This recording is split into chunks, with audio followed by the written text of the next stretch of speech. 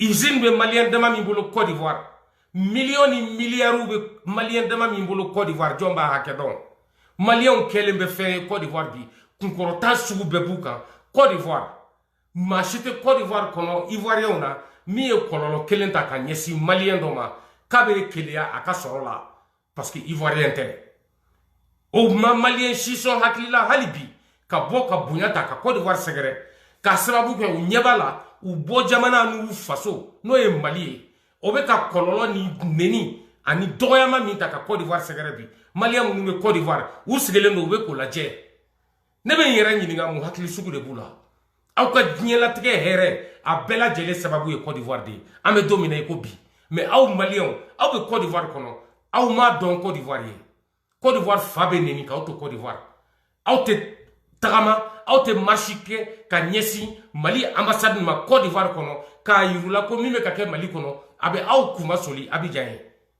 Côte d'Ivoire jamana dugu tɔw kɔnɔ aw ma tagama kɛ ka to o ɲɛɲini ka taa aw ka dusumakasa yira o ko la a bɛ komi aw bɛ Côte d'Ivoire kɔnɔ maliyɛnw bɛ ka Côte d'Ivoire fa n'a ba neni a bɛnnen don aw maliyɛnw ma aw minnu sigilen don Côte d'Ivoire ni ye ne ɲininka aw tɛ Côte d'Ivoire fɛ aw ye nin jamana in jugu de ni ne ye ivoirien ye bi ne bɛ mouvement wuli min bɛ maliyɛnw labɔ an ka jamana kɔnɔ aw minnu bɛ Côte d'Ivoire n'aw ye maliyɛnw ye aw de tɛ ka Côte d'Ivoire bonya aw de bɛ ka kɛ sababu ye Côte d'Ivoire dɔgɔyali tɔ a bɛ ka san sɔrɔ Mali kɔnɔ ani diɲɛ ɲɛfɛ maliyɛnw fɛ aw be jamana min na min be ka fɛn bɛɛ kɛ aw ye jamana min ye fɛn bɛɛ da aw ma Côte d'Ivoire foyi tɛ Côte d'Ivoire ma min kɛ maliyɛnw ye Côte d'Ivoire kɔnɔ mais maliyɛnw de be wuli bi k'u sigi Côte d'Ivoire jamana kɔnɔ ka Mali lajɛ a b'a yɛrɛ sama ka bɔ CEDEAO la a be tila tuguni ka CEDEAO jamanaw neni u ka neniba yɛrɛ a talen don k'a ɲɛsin Côte d'Ivoire jamana a n'a masakɛ ma n'o ye Alassane Ouattara ye Côte d'Ivoire jamana ɲɛmɔgɔ n'an ko a ma ado a neni ka bɛn diɲɛ bɛɛ ma ni dusu bɛ maliyɛnw na Côte d'Ivoire kɔnɔ a man ka bɛn u ma olu de kun kan ka jɛkulu dilan ka tagama ka taa Mali ambassade la ka taa yira Mali représentant na Côte d'Ivoire kɔnɔ ko min bɛ ka taa ka Alassane Dramane Ouattara sɛgɛrɛ k'a bɛnnen tɛ olu maliyɛnw ma maliyɛn minnu bɛ Côte d'Ivoire u m'o kɛ u ma taa o sira fɛ ado fa n'a ba neni a bɛnnen don maliyɛn ma minnu sigilen bɛ Côte d'Ivoire kɔnɔ bi ka da ka mɔgɔ t'u la min y'a bolongɔni lamaga ka bɛn n'a ye et pourtant Alassane Dramane Ouattara n'o ye Côte d'Ivoire masakɛ ye ale de kɛra sababu ye ka maliyɛnw ni kisi guerre civile wulilen Côte d'Ivoire kɔnɔ fagali min commencera ka da Côte d'Ivoire julaw kan min y'a lajɔ Alassane Dramane Ouattara sababu de don wa ale tile de la bin tɛ kɛ maliyɛn kan Côte d'Ivoire kɔnɔ a ma sɔn a ban n'a fɔra ko Alassane Dramane Ouattara ka jamanadenw a ka soldaw mɔgɔ 49 olu minɛna Mali la binkani galon k'a da u la k'u don kaso la maliyɛn ma sɔrɔ Côte d'Ivoire kɔnɔ min bɛ tagama k'i ɲɛsin Mali ambassade ma ka t'o fɛnɛ dusumakasa yira est-ce que Alassane Dramane Ouattara ani nin ka kan ka bɔ maliyɛnw yɔrɔ maliyɛnw a y'aw yɛrɛ ɲininka aw minnu bɛ Côte d'Ivoire ni Mali nationalité b'aw bolo ani minnu y'u ka nationalité bila ka Côte d'Ivoire ta ani minnu wolola Côte d'Ivoire maliyɛnw na a y'aw fara ɲɔgɔn kan aw k'aw yɛrɛ ɲininka dusu sugu jumɛn de bɛ aw kɔnɔ aw ye manifin sugu jumɛnw ye minnu bɛ wale jugu ta la ka Côte d'Ivoire sɛgɛrɛ k'u to Côte d'Ivoire kɔ kan ne b'olu faamu ka tɛmɛ aw kan aw ta ye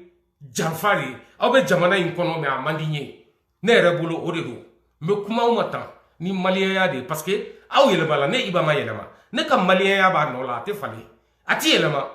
anw fɛ yen Mali la anw mɔkɛw kana an yɛrɛ la u tun b'a fɔ de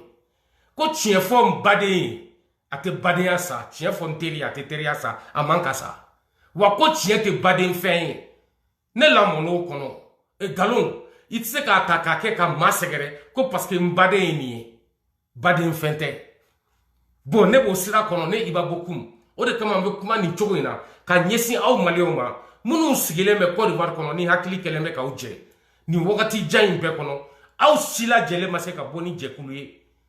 n'a fɔra ko voter Mali kɔnɔ aw bɛ girin daminɛ n'a fɔra ko mawuludu Mali kɔnɔ aw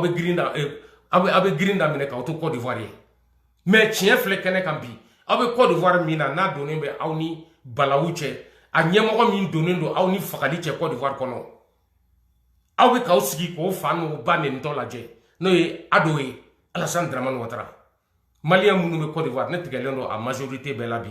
pour ne pas dire que n tigɛlen b'a bɛɛ la ka d'a kan milliardaires de bɛ Côte d'Ivoire maliens de don dɔw yɛrɛ bɛ t'u jamu yɛrɛ yɛlɛma walasa u ka fɛnw ka to jiri la k'u yɛrɛ bɔ jɔgaramaya la ka t'u yɛrɛ kɛ siya wɛrɛ ye kunnafoni dilen na bi n balima ɲumanw fɛ Côte d'Ivoire kɔnɔ min b'a yira k'a fɔ ko danaya yɛrɛ tɛ jɔgaramaw kan tugun Côte d'Ivoire kɔnɔ yen tellement que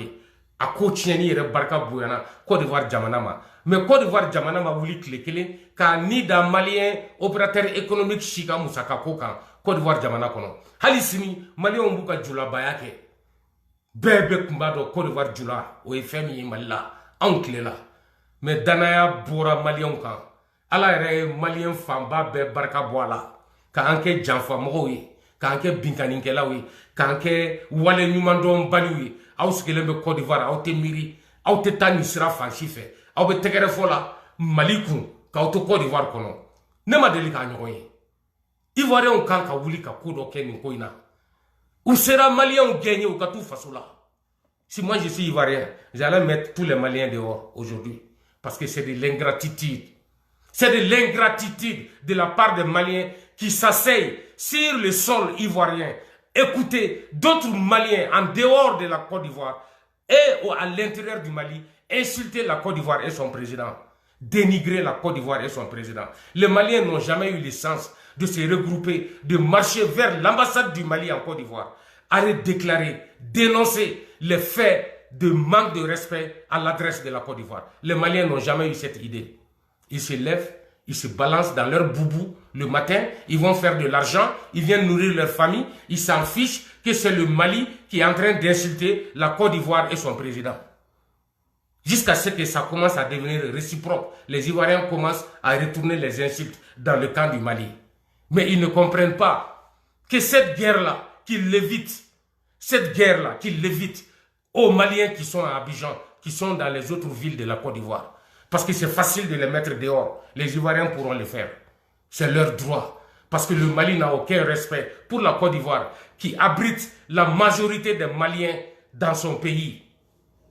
Plus de combien de millions de Maliens vivent en Côte d'Ivoire? Et les Maliens s'asseyent et regardent que le Mali se retire de la CEDEAO et insulter la Côte d'Ivoire par conséquent. Qu'est-ce qui se passe dans la tête des Maliens de la Côte d'Ivoire? Qu'est-ce qui ne va pas? Où est la reconnaissance? Où est l'honnêteté? Où est l'honneur? Où est la dignité? Vous êtes des Maliens vivant sur le sol ivoirien. Vous acceptez des impolitesses de la part des Maliens contre la Côte d'Ivoire. Qu'est-ce qui se passe avec vous les Maliens qui sont là-bas? Pourtant la Côte d'Ivoire ne vous a jamais empêché de devenir riche. Aucun Ivoirien n'a jamais rivalisé un riche Malien en Côte d'Ivoire. Il n'y a que des milliardaires maliens qui vivent en Côte d'Ivoire. Ils ont fait leurs milliards en Côte d'Ivoire. Ils protègent leurs milliards en Côte d'Ivoire. Ils sont millionnaires, multimillionnaires en Côte d'Ivoire. Des grands commerçants, des grands opérateurs économiques du Mali, de nationalité malienne qui vivent en Côte d'Ivoire en tranquillité avec leurs familles. Et ces milliardaires, millionnaires et ces familles maliennes sont assises. Ils regardent la Côte d'Ivoire insultée et humiliée par les autorités du Mali d'abord. Ensuite, les populations du Mali. Qu'est-ce qui se passe en Côte d'Ivoire? Les Ivoiriens ont été trop tolérants. Mais moi, je les rappelle à la révolte contre ce système lâche de la part des Maliens qui vivent sur vos sols là-bas. C'est des ingrats. C'est des ingrats. Ils n'ont entrepris aucune action pour essayer de montrer même aux autorités maliennes qu'en tant que Maliens vivant en Côte d'Ivoire, ils n'acceptent pas qu'est-ce qui se passe actuellement entre le Mali et la Côte d'Ivoire. Quelle honte! Allons-y à mon deuxième sujet. À mon sujet. Diko, pardon, mon père. Mon père, Imam Mahmoud Diko, il faut m'excuser. Ton fils, il est très en colère contre les Maliens, contre l'ingratitude des Maliens, contre la méchanceté des Maliens. Donc, maintenant, le sujet, nous et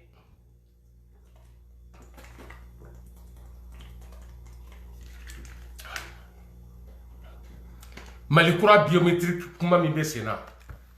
Nanya ye Mali ministre de l'administration territoriale, le colonel ministre d'État Abdoulaye Zonke Maïga. Nous y avons des a bɛ ŋunungunu kumaw la a fana ye miliyɔn so dɔw jɔ a ka bon hakili ma dɔw yɛrɛ ka fɔ la ko Ablaye Mayiga fana ye miliyɔn 400 so dɔ jɔ ko furuku b'a fana ni Asimi cɛ problème t'a la an bɛ na dɔɔni dɔɔni aw bɛ taa ka bɔ yen aw ye fɛn fɛn jɔ an b'a bɛɛ lajigin duguma ni min bɛ yɛlɛma ka kɛ Mali ta ye nafolo la o bɛ kɛ ni min tɛ se ka yɛlɛma